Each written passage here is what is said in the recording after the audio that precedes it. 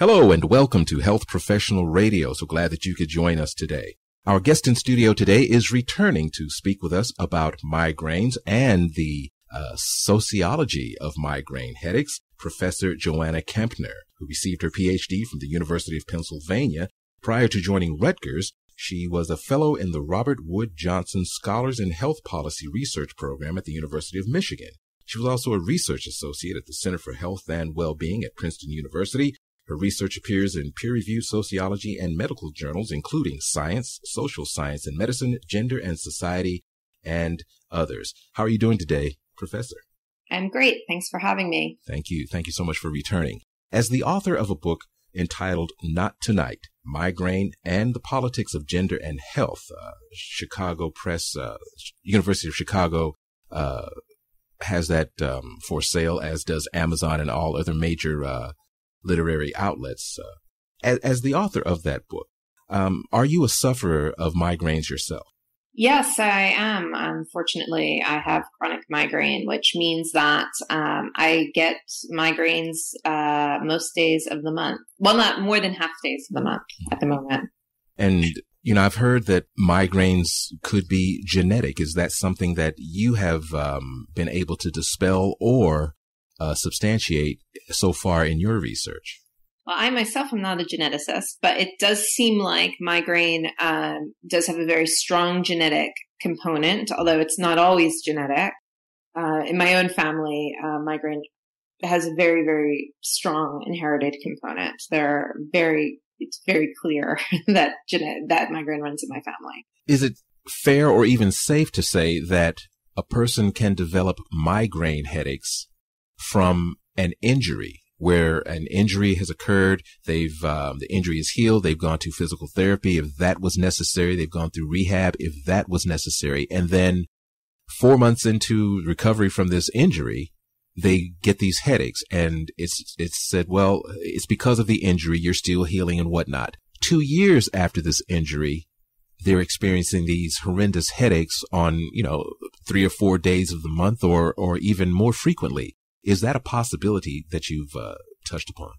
Well, migraine is the signature disorder that is coming back from veterans who were returning from Iraq and Afghanistan. It's a signature symptom of traumatic brain injury, and we're also seeing a lot of migraines coming from football players and other athletes who are experiencing a lot of concussions.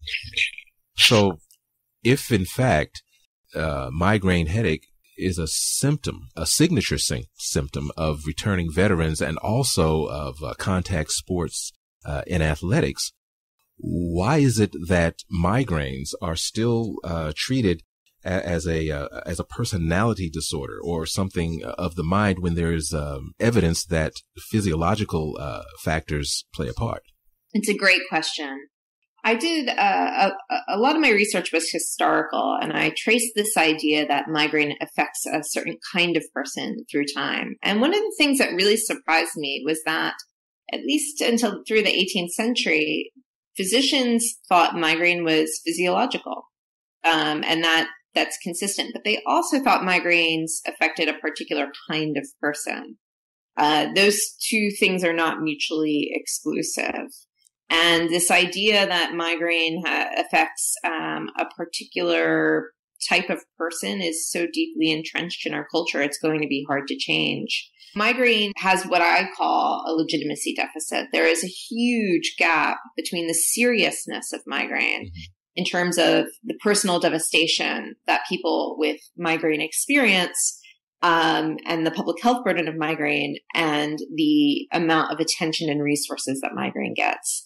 That gap I refer to as the legitimacy gap. The legitimacy deficit. Yes. And I think that a lot of the legitimacy deficit can be traced back to this idea that migraine isn't a serious disorder, that it's really just something that people who are a little bit whiny, who can't handle the normal stresses of life, complain about.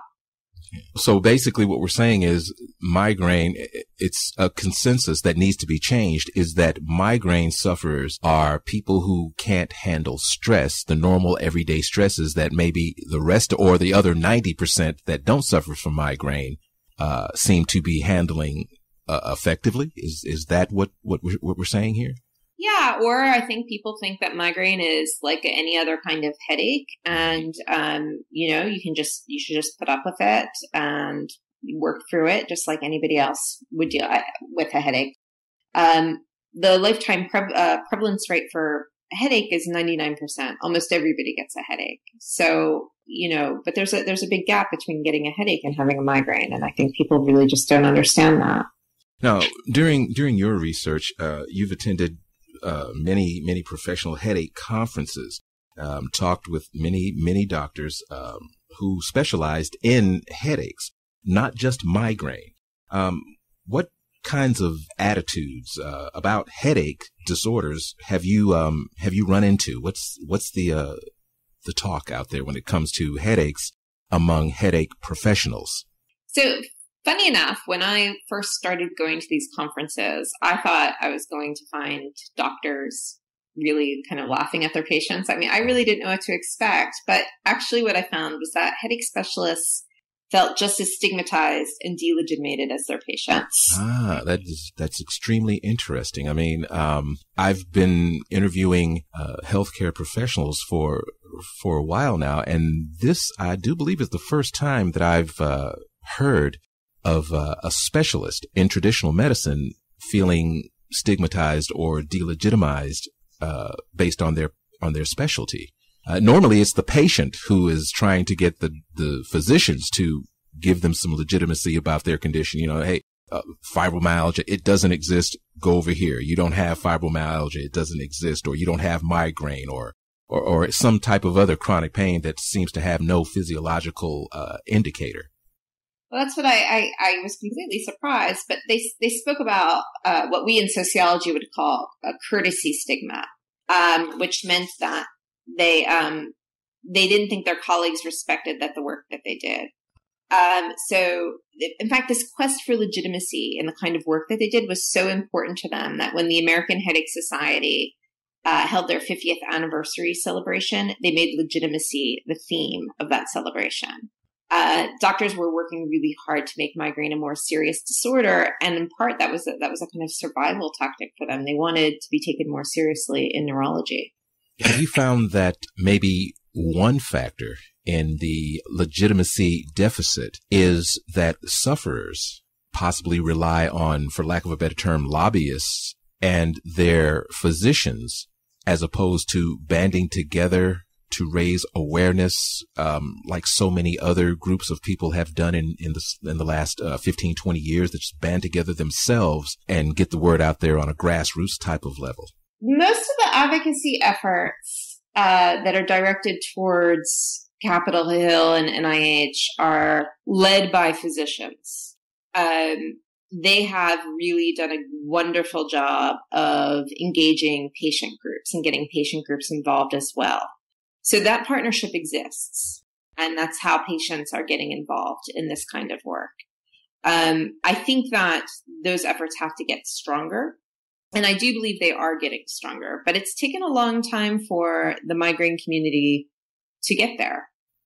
There are several disorders, diseases, conditions, what have you, whatever you want to call them, where a person feels ashamed to even seek help for sometimes until it's almost too late. I don't think I've ever heard of someone dying as a result of a migraine headache, but my wife suffers from migraine, and I know that she can be down for anywhere from 3 to 9 days in the most severe of attacks. In the early days, it was like she didn't want to tell anybody. Migraine is very, very stigmatized. And I think that is one of the things that really hinders advocacy efforts. I think that people I think they've taken on this idea that migraine isn't worth advocacy efforts. I've seen people with very severe migraine really work hard for diseases that they don't have, but not make an effort for their own disorder that's keeping them in bed for 3 to 9 days. That's awful, right? And they don't see that. People with migraine have a hard time seeing how that's something that's worthy of their own advocacy efforts. And that to me is really embracing and sort of embodying the stigma of having migraine. The other problem with migraine advocacy is that people with migraine often don't feel well enough to be advocates for themselves. Yes, because it does. It causes nausea and loss of sight, all sorts of things that one would associate with other diseases. But it's not. It's actually migraine. As we wrap up this segment, you spoke of migraine not responding to opioids. We talked about physical injury. We talked about not specifically PTSD, but returning veterans who have been through traumatic experiences in combat and other functions in the military. When it comes to a chemical imbalance, there are so many conditions, mental conditions and physical conditions that are caused by a chemical imbalance. Where does that chemical imbalance come in to play when we're talking about migraine, based on the fact that there is medicine that will help migraine as opposed to opioids? I think when you're referring to chemical imbalance, you're talking about the role of neurotransmitters. And that is certainly a target for migraine drug intervention. And so what the current biomedical theory for what causes migraine and how migraine works, it has to do with an inherited dysfunction in somewhere, probably in the brainstem, somewhere kind of deep in your brain, and that causes problems with that can be mediated via your neurotransmitters.